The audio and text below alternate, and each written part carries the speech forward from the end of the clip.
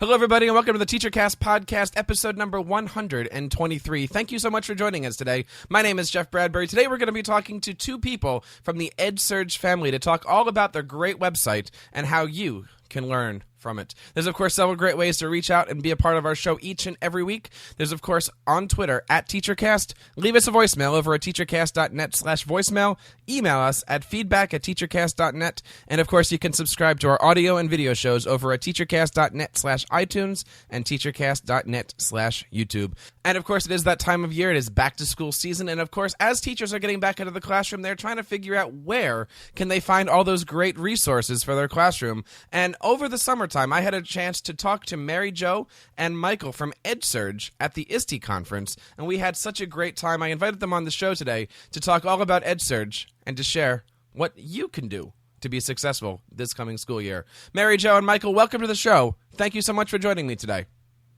Thank you, Jeff. Hey, Jeff. Thanks for having us. Really happy to be here again. We really enjoyed talking to you at ISTE. It was a lot of fun. It was a great show. I mean, I'm so happy that ISTE came off well. 25,000 educators, all in Philadelphia. I didn't have to drive really at all. It was very convenient for you, that's for sure. It was an amazing, amazing time. And, you know, the neat part about that is there was a lot of learning. There was a lot of networking. But most importantly, there were a lot of cheesesteaks. Did you guys happen to get any? I did not, but I know Mary Jo got one right as she snuck out of town, I think. I got one right before I got on a flight, and what I learned is you should never eat a cheesesteak right before you get on a flight. That's a really horrible idea. It was delicious, but my stomach didn't quite agree with me as a result. But that being said, we live in the Bay Area. We're not used to cheesesteaks. No. So maybe if you live in Philadelphia, you can have a cheesesteak whenever you want. Yeah. So what you're saying, Mary, is that you need to come back to Philly to try another one. I need to come back to Philly to try another one and then stay there for 3 days as opposed to hopping on a flight right after it. But yes, I'm all for trying the local food and fanfare whenever we go to conferences around the country. Mm-hmm. Yeah. I'm really looking forward to us going to New Orleans in early September, which is going to be quite interesting. A lot of good food in New Orleans. Summit. Yeah. Yep. Now, talk to us a little bit about that, because EdSurge has summits all across the country. Recently, you had one in D.C., you had one in Boston. I know you're going to be having one in Mountain View. Talk to us a little bit about these EdSurge summits and what can we expect if we're participants? Yeah, so like you said, Jeff, we're going to do 11 summits this year. By the end of the year, we've done 6. We've got 5 more. New Orleans is next. We're going to do our first summit out of the U.S. In Toronto at the beginning of October. Summits kind of expand on the general mission of EdSurge, which is to help inform everyone in the education technology space, giving information to teachers, to companies, to administrators, to investors. And we really feel that when you kind of put everybody in the same place, make them talk to each other and help everybody understand what everyone else is thinking, then everyone can make better edtech decisions, and that leads to better educational outcomes around the country and the world. Yep.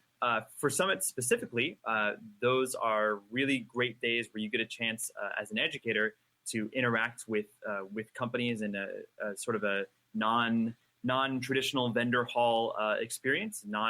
You're not pressured to make it a purchase. You're not companies aren't handing out tchotchkes, no pens freebies, or stickers. Exactly. So just a conversation between an educator and a company where an educator could say, hey, this is the instructional problem that I'm facing in my school or my district. And a company can say, okay, great. Like, this is how we might be able to help you, or this is how we can't help you, or we'd like to get some feedback on what it is we're doing. It's 2 days full of great conversations, really high energy. And I find usually I can't really talk when I'm done. It's a lot of movement, a lot of talking. You can barely stand. Yeah, I need to sleep for about 3 days. Yeah. So they're really, really fun days. Mm-hmm. So let's just, I think we kind of jumped a little bit into the conversation here. Let's just back up. Of course, we're talking about EdSurge, edsurge.com. Give us a little bit of the history. When did EdSurge start, and what has been the lineage here with the website? So EdSurge started in 2011. The founding team was composed of Betsy Corcoran, our current CEO. She was a journalist for Forbes and the Washington Post and really focused a lot on technology out here in the Bay. But when she had kids and started working for her kids' school, she sort of saw this odd disparity between the people that were creating educational technology for the schools and the people that were using it. There was no conversation happening between them. And as a result, there was sort of a loss in good practices because the companies didn't always know what the users wanted, and the users didn't always feel like the companies really cared what they wanted. And so she started EdSurge with a team of 3, including a teacher, an engineer, and a designer. And the 4 of them launched EdSurge with just a baseline newsletter, which they sent out, I think, to like 25 people the first round, talking about EdTech and what was going on in the Silicon Valley and what teachers were using, who was getting funding. And fast forward to now, we've been around for about 4.5 years, and EdSurge has grown at an ungodly speed. I mean, we and I'm not saying that purely just because of the fact that I work for EdSurge. I used to read EdSurge before I came on the team. And I remember thinking at the time, wow, so this is a free source of information, and it's creating a conversation that I didn't know was out there. And now I can sort of jump into it and get involved. But we do a lot. Michael talked about summits. We do summits. We do news. We have reports on products and trends in the market. We do meetups. We just had our 2nd annual EdSurge EdTech EdCamp last night. We loved it. So much fun. So much fun. But we do a lot of other things too. We recently just launched a concierge program, which basically is where we talk to district administrators and say, what are your needs? What do you need help with? Can we help you find the tools that are going to solve your need? And sort of connect the tools and the administrators to hopefully fix whatever their problems are that they have. So jobs board, lots of other stuff. Yes. Bringing together the different parts of the EdTech industry and hoping everyone can learn from each other and improve. Mm-hmm. And I was just going to say, the EdSurge jobs board is absolutely amazing. I know when I was recently looking for a new position, everyone said, hey, go check out that EdSurge thing. And there's a lot of positions that are open on there. It is definitely worth the time to go check that out. Talk to us a little bit about the growth. How many people are in the EdSurge family right now? Well, funny you should ask. Yeah. So we have, I'm not actually sure, is it 18 or 19 people full-time? Full-time, I think it's 19. And Okay. then we have a couple of part-time people and a couple of contract people. Yeah. So a lot, we've definitely grown since 2011 when Betsy and Nick and Augustine and Matt started it. 19 of us now, and we're actually looking to hire like 8 to 10 new people in the next couple of months. Yeah. So it's a really fun, exciting time to be here. And it's not just, we're looking to hire people on all of our teams, growth people, we're looking to hire a reporter, a community manager, summits. Everything is kind of expanding right now. And we're looking to bring in people with all sorts of backgrounds, education backgrounds, writing backgrounds, business backgrounds. And I think that's this part of the success of our company is that everybody on our team has a very different story. But at the end of the day, we all share kind of the same passion for establishing these dialogues between the creators of the products and the people who use the products. Is there an age limit to the type of staff member that you're looking for? I mean, let's say that there are, 3 humans in the world that are really unemployed right now. They can't talk yet, but but let's just say that there's a father that wants to get them a job and make them a little bit more productive in the ed world. They're good with podcasts. They're great on videos. Well, considering we just met 2 of them right before this conversation, if the we'll- third proves the same. We'll hire anybody in a Darth Vader shirt. Yeah. That's our policy. Do they have to know how to walk? Yeah, that help. That does help. That's right. Correct. But if they have energy, that's what we're looking for. So there you go. So talk to us a little bit about creating these things. I mean, I'm a subscriber to the EdSurge RSS feed. The shows out there are phenomenal. One of the articles I just happened to going through my feed, I'm looking at that going, you guys got an interview with Mark Cuban? That's really cool. How did that one work out? Stalking. No, seriously. But actually kind of stalking. I mean, that's a great question, Jeff, because I think it's always a surprise even to us when we get interviews with these people that are really high tier, busy, incredibly, traveling all over the place. With people like Mark Cuban, if you ask the right questions, usually they're pretty game to answer, especially if it's something that they've invested in or they've created or they feel extremely, extremely passionate about. We've interviewed Mark Cuban a couple of times, and I think what people respect about the EdSurge brand is that we're not just delivering information to entrepreneurs, and we're not just delivering information to educators, and we're not just delivering to investors. We sort of try to cover the gamut. So anything that we write about, we try to think about who that audience is And then when we convey that to the people that we're looking to interview, it seems to make them feel more comfortable and more trusting of the fact that we can reach audiences that potentially other journalistic organizations might not necessarily target. I mean, what do you think, Michael? Yeah, I think that's right on. Yeah, awesome. This is why Michael and I work well together. Mary Jo's usually right. Yes. I love the brother-sister dynamic here. This is really, really cool to watch. Yes. Great. It's the second time I got that on camera. That was good. Oh, fantastic. Great. So, one of the shows that we do here on TeacherCast is called Educational Podcasting Today. It's where we take a look at educators who are creating media, and we talk about how they're doing it, how they're putting it together, and then we talk a little bit about the nerdy behind-the-scenes stuff. Talk to us a little bit about the new EdSurge podcast. Yeah, so the podcast has been around since February or March. It just started this year in 2015. It's something that Mary Jo and I have both been podcast fans for a long time, and it was something where we finally felt like, all right, I think it's time to experiment with this. We've been doing the newsletter for a number of years, like Mary Jo said.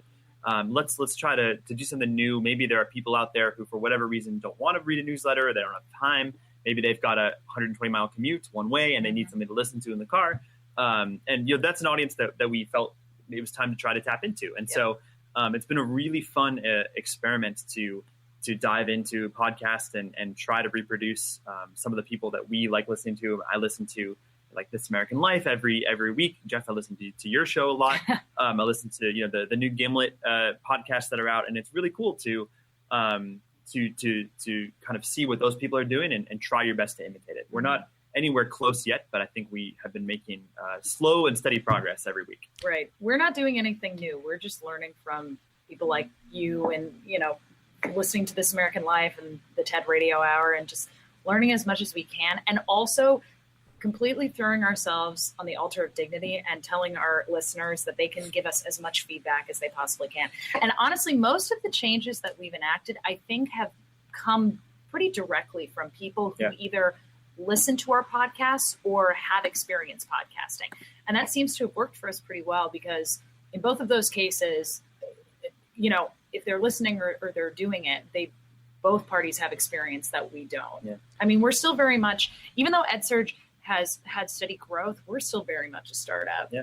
I mean, I know we've talked about this with you, Jeff, but our podcast recording studio is still a giant cardboard box covered in insulation material, but it works. And at the end of the day, when the content is good, the listening is going to be good. I'm so glad you said that. I mean, we do a lot of podcast consulting here, and everyone talks about, when should I go out and find advertisers, and when should I go and upgrade my microphone? And I'm sitting here going, you've recorded like 2 episodes. Just make good content.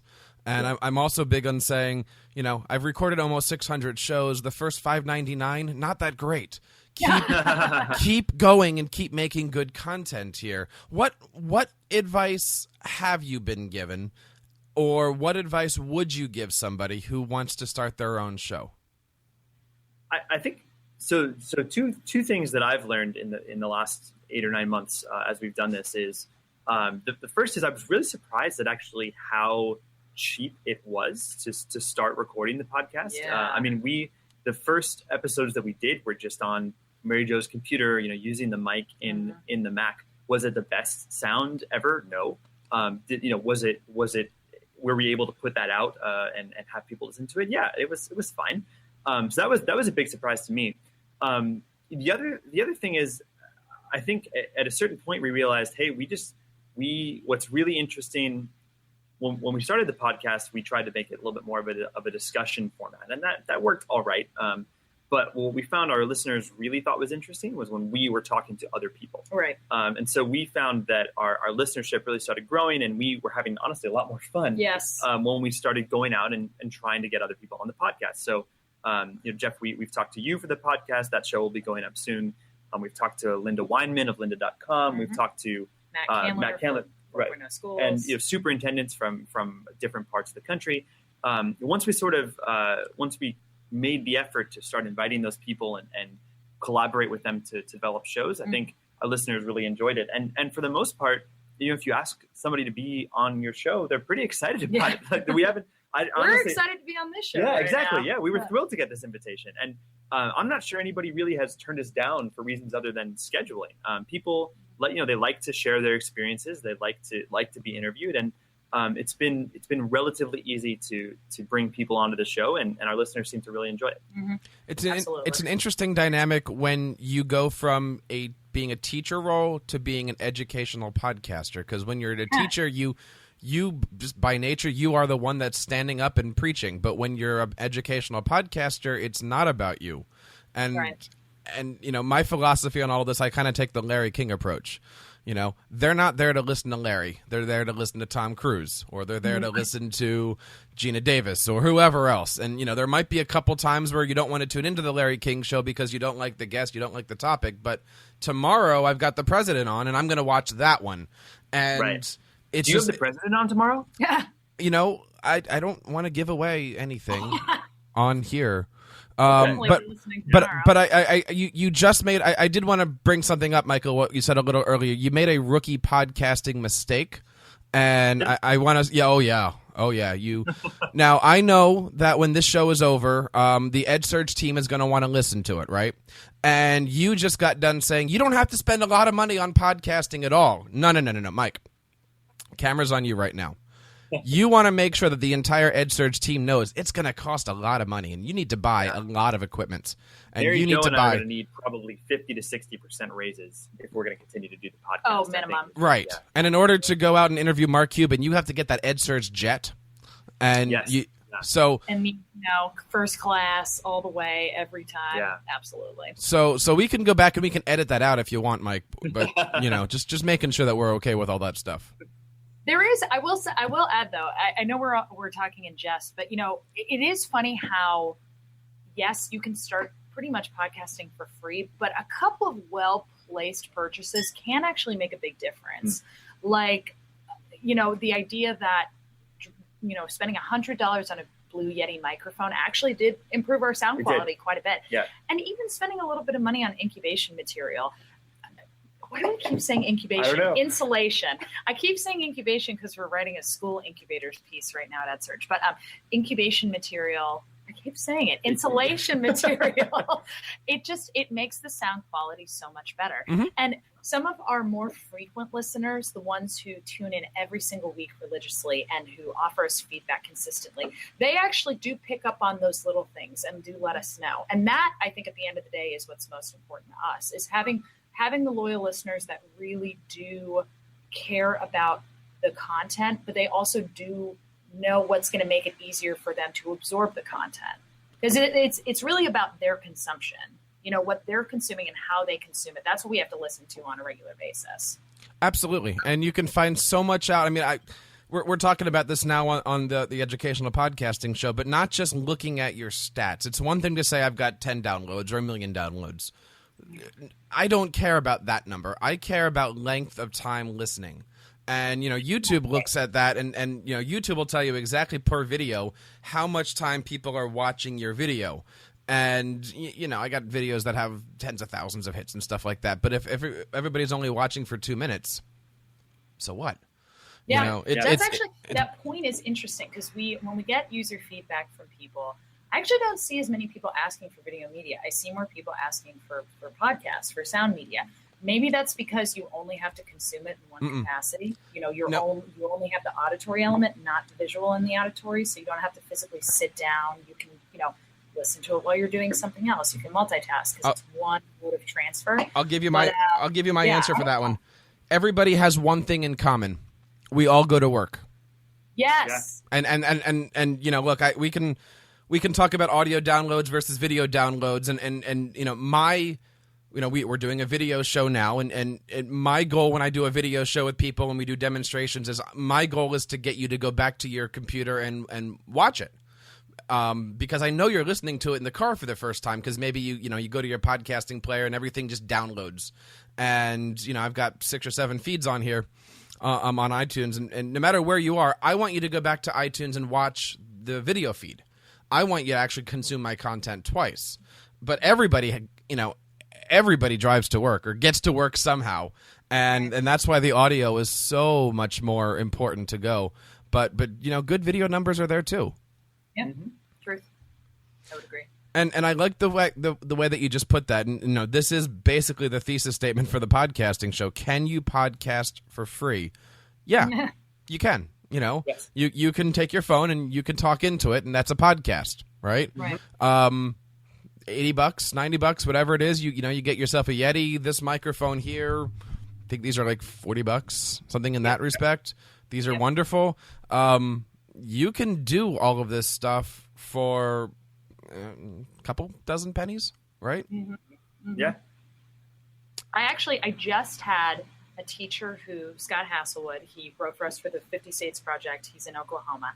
He recently started podcasting on his drive to work. And so every morning he drives to work, he records himself talking about some element of education, whether it's ed camps or social media.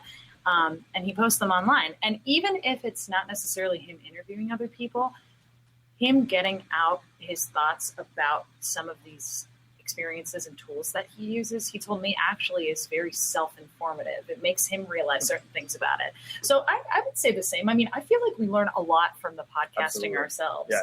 And it probably informs some of the work that we actually end up doing at EdSurge afterwards, like further stories that we write, more people that we want to interview, things that we should start bringing up more frequently, that our interviewees start bringing up more frequently.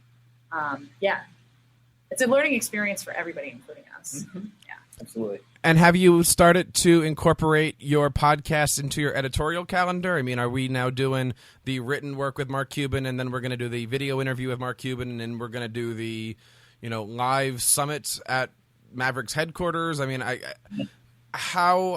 because EdSurge is so huge, how have you decided to kind of merge all those technologies together? Yeah, it's something that's very much still, I think, a work in progress. The podcast, it's been going, like I said, since the beginning of the year, but it's still a little bit of an experiment. We want to still trying to tweak about what is best, what is not best for our listeners, and what sorts of content they most enjoy. I think one thing we're always trying to do at EdSurge is we have a lot of different things happening, and there are always better ways we can integrate those things. And certainly, I think the written editorial podcast is one place we could probably be a little bit more thoughtful. Definite link. Yeah. There is for sure a link there, and we could probably be a little bit more thoughtful about combining those two things and making sure they're supporting each other. But for now, we're excited to, if Mark Cuban's available in writing, we'll take him in writing. And if Jeff Bradbury is available via podcast, we'll take him in podcast and kind of go from there. One of the things we actually just experimented with was we had our Big Davis Summit in Davis, California. It was our first superintendent-specific event. And we had a bunch of panels, and we recorded the panels and put them up in podcast form. And I don't know about you, Michael. I was a little nervous about that just because panels are really long, and I wasn't sure about how the audio quality was going to turn out. And for some of the panels, the audio quality is a little, subpar. But the numbers on those have actually been really great. And I think part of the reason is because how frequently do you get the chance to listen to a superintendent, a director of EdTech, and then two company representatives debate project-based learning or data integration or learning analytics, all within one 45-minute long conversation with a moderator. And I know this is something South by Southwest EDU puts all their panels online in podcast form. And that seems to actually be a pretty popular thing nowadays. So that's one thing that we're experimenting with. But Michael's right. The link between editorial and podcasting is definitely something that we probably could and should do more, even if we just have a direct transcript into written form in case people would rather read than listen. But yeah, every day is a learning experience, just every like day. I said. Yeah. And the neat part about what you're saying there is you really do have your ear towards your audience.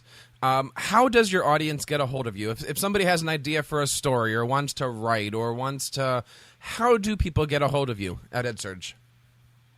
Well, email is, That's you. There's this thing called email that's really popular apparently. Have you heard of this thing? No, I haven't No, okay. So I'm Mary Jo at edsurge.com and Michael at edsurge.com. Anybody who's interested in writing for us should feel absolutely free to send us an email. Please. And, in terms of attending our events, we have lots of events that we would be happy to invite people to. We also have the EdSurge Twitter at EdSurge. What else do we have? We have a personal Twitter at MJ Madda or at MJ Wintz. So we're pretty responsive, I think, via email or Twitter. Like you said, like anybody, if you've got an idea for a story or you have a story you've written and you need a place to publish it, we'd love to hear ideas from educators, from entrepreneurs, from administrators, from whoever. Yep. We'd love to hear what you have to say. Everybody. And we welcome them at any time of day during the week. Sometimes we're working pretty crazy hours, but you should hear back from us pretty soon, pretty quick. Guys, I want to say thank you so much for taking the time. Before I let you go, I want to put you on the spot. Now, I started something on my educational podcasting show, and I was thinking, well, you guys are educational podcasters. Would you guys mind the TeacherCast 5 questions? Ooh. No, I think bring it on. I'm always game for it. I'm going to let you do most of them. Oh. All right. Just so you know, by the way, members of our team are coming into this room and trying to distract us from this podcast, and we've kept pretty straight faces. I lost it a little bit earlier. The CEO of EdSurge is doing it now, Betsy Corcoran, and so it is a little distracting, just a tad. Thank you. Anyway, yeah, let's get it. Here we go. All right. Yep. Question number 1. What is your, and you can't use EdSurge for any of these answers. What is your favorite Twitter account to follow or hashtag to follow? Ooh. I guess we'll both answer. Yeah. Do you want me to go first? Sure. Oh, man. My favorite hashtag to follow is EdTech chat. There's just so much that comes up on it. It takes a long time to look through, but there's a lot of great stuff that comes up on it. My favorite Twitter account to follow, this is just puts me out as a huge bougie nerd, I think, but I love the Economist's Twitter account. They have such a wide variety of things you can learn from their account. They tweet like thousands of times a day, and they have for everything from education to politics to business from all around the world. It's a wonderful place to learn new things. Nice. Number 2, what is your favorite educational tool? Oh God. Jeez, these are tough questions. And you can't. And I'll give you one that one person I asked this to almost broke the bank, but you can't say the internet. Yeah. That's good. You cannot say the internet. Oh, man. My favorite tool for my personal education is probably a cheap answer, but Twitter again. I've been on Twitter for a long time, and I'm a huge believer in kind of the amazing power of real-time information from lots of people around the world. I think when I'm not reading EdSurge, I think I do get a lot of my news from both education and otherwise from Twitter. And it's also just a really, there's different things you want to be educated on. News is one, education or edtech is another. And it's nice to be educated about your friends too. We all have friends now all over the place, and Twitter is a great way to keep up to date with, what they're doing, what their kids are doing now. Mm-hmm. It's a great place to learn about a variety of things. My favorite tool is, it's like choosing a family member. Some of them just drive me crazy, and some of them I love, but it's hard to pick just one. At the risk of being, I'm trying to be impartial. Let's go with, I really like Periscope. That's been a favorite tool of mine recently. We actually just Periscoped ourselves podcasting a little while ago. The concept of having a live streaming app that's connected to Twitter. This is our colleague Tyler. That's Tyler. That's Tyler. Hey, guys. Okay. Director of Growth at EdSurge. The concept of being able to live stream anything from anywhere, anytime, I think the implications of that for the classroom are just tenfold. I'm also very curious to see how the privacy discussions develop around Periscope. I think it's going to become much more popular in the classroom, but how students are going to be involved in that and still have their sort of identities, not necessarily just put out there for the entire world to see, is going to be a topic for discussion, I think, as it becomes more popular. Question number 3. What is the best advice you've ever been given as a podcaster? As a podcaster, Betsy gave me some really good advice really early on, which is Betsy's our CEO. She was just making faces at us. She said start cheap. There's Tyler again. Once again. Also president of the company. So Betsy and I were doing a recording together, and she has a lot of experience in telling stories, and she has camera and media training from her time as a journalist, and she was sharing how important it is to modulate the tone of your voice. I'm not that good at it yet, but when you listen to Betsy on our podcast, she's very good at getting very quiet sometimes draws you into the story, and then she gets louder, and you're excited to listen to Betsy. And so that's something that she has tried to teach me a little bit how to do, and something I'm still trying to get better at. But I think that's really good advice that I've now noticed. Oh yeah, Ira Glass does that, or Alex Bloomberg, or the other people that I like to listen to. Yep. I would agree with that, and also follow it up with a very short piece of advice, which is just keep going. A podcast that lasts for 3 months and then you stop uploading content consistently, they don't end up getting as popular because people can't rely on it. Your listeners rely on you. They hope that there's going to be a consistency to the scheduling by which you deliver good content. And so I think as long as you just keep going consistently, that's great. Number 4, what do you hope your listeners take away from your podcast? I've been answering first a lot. Why don't you go? I'm going to say I hope that they take away anything that is meaningful to them and benefits them in the practices that they do. I don't think there's any one thing that I would hope that people take away from our podcast, because we have so many different listeners who have different interests and motivations for coming to check it out. But as long as it affects them positively in a way that makes their practices and their the work that they do better, that's the most important thing, I think, in my opinion. Yeah. I hope people take away information that helps them to make decisions, whether that's decisions about what tool to use, about different types of instructional practice to pursue. We're just trying to give people, to help people understand more about what it is they're doing in the classroom or in the education space. Yep. Did you notice how he just threw you under the bus with that question? Wait, I threw you under the bus? You're like, Wait, dude, you answer the question first. You threw me under the bus? Yeah. Oh, yeah, because I made you answer the question. Oh, yeah. We do that. It's fine. Yeah. We have to, hand off. Now I look like a jerk on Jeff's podcast. I was just thinking that is not a rookie podcaster move. That was actually pretty smart on that one.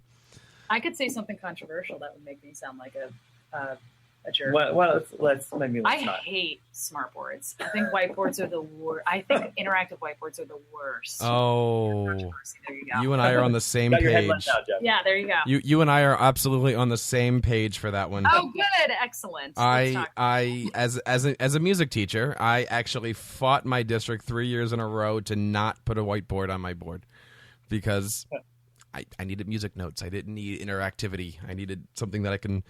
Anyway, number 5. What is and this is the hard one here. What is the best teachable moment each of you have ever had?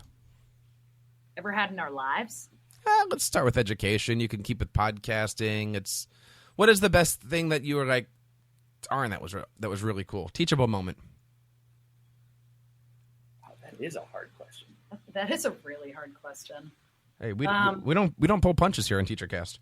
No, not at all. I'm just wondering. I'm trying to decide if there's going to be an awkward silence now. Yeah, I think Michael and I. If you don't cut dead air either, this. we're going to be in trouble. Mike's like, can I get her to go first again? Yeah.